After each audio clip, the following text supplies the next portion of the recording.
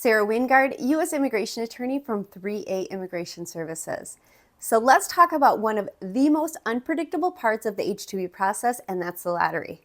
We're going to talk about what that group designation really means. Okay, so as far as the basics, now every 6 months, 33,000 new original H2B visas become available, and then thousands of employers line up and apply during a 3-day filing window.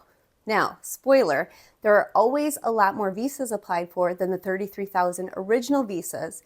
So then employers and businesses need to turn to additional H2B visas allocated to returning workers, and then to an additional allotment for workers from specific countries that the U.S. government wants to encourage legal immigration with.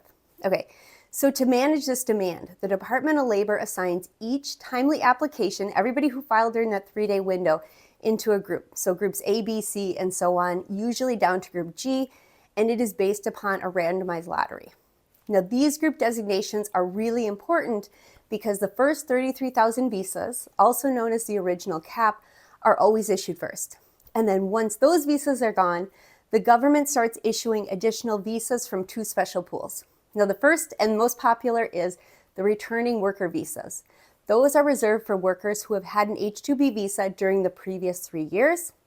And then after that, you have supplemental country visas. And those are visas reserved for citizens of Guatemala, El Salvador, Honduras, Haiti, Colombia, Ecuador, and Costa Rica. Now, here's the important bit. This is how it plays out across the groups. There is some variation in the type of worker visas you ultimately get because, for example, if you get a notice of deficiency in the 9142B stage, or if you just get a slow Department of Labor reviewing officer, that can set you back. But generally speaking, groups A and B, they usually get visas from the original cap.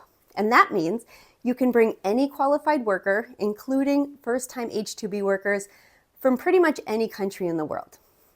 Now, after A and B, you get groups C and D. And these visas will usually be for returning workers because employers really like their workers. They're workers who have worked from the past and they're already trained and they're kind of ready to hit the ground running when they arrive. So those visas go next. Next up are groups E, F, and G. Now for those groups, employers usually need to rely upon the supplemental visa pool from those 7 countries that I mentioned earlier. Now the good news is that if you're open to hiring from those supplemental countries, then your chances of being approved, even if you're in one of the later groups, are really high because those visas tend to last longer and sometimes they don't even run out. So even though you will probably get your workers, you do need to remember that the Department of Labor processes cases in order, group A first, then B, and so on. And that means you cannot file your I-129 petition with USCIS until you receive your temporary labor certification from the DOL. So that means that if you're in group G and the DOL doesn't certify your case until the beginning of May, you won't be able to file your I-129 until that time. And that means that for employers in these later groups, their workers, they're going to arrive later in the season. Alrighty, so what is the takeaway today? The first takeaway is there's no secret to winning the H2B lottery. There's no way to game the system to get in a certain group. But there are smart strategies that you can use. Some employers will file for 2 different companies. You can use returning workers, or you can tap into the supplemental country talent. Now at 3A Immigration, we guide you through every scenario, so you're never left guessing.